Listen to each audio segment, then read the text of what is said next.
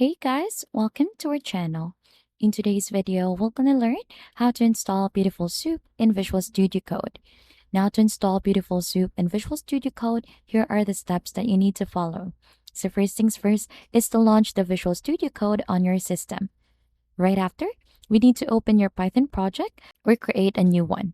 So to open this, you'll just need to head here onto the right side wherein you can see your folders, click onto the project that you want to use, and it should open something like this.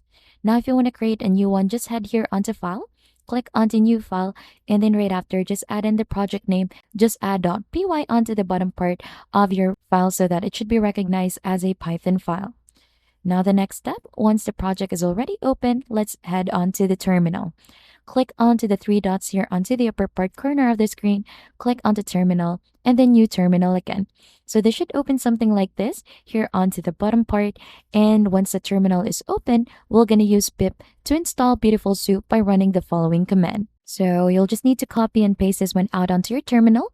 Let's wait for this one to be installed, and this command will download and install the latest version of Beautiful Soup from the Python package index.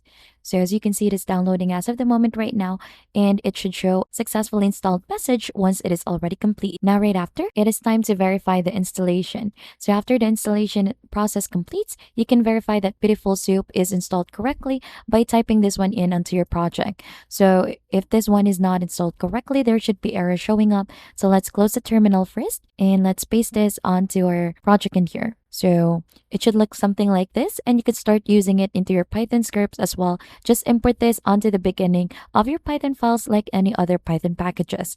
So by following those steps, you should be able to install Beautiful Soup and start using it into your Python projects within Visual Studio Code. And that is just basically it onto how you do it. And if you think this has been helpful, don't forget to hit the like, subscribe, and we'll see you on to our next video.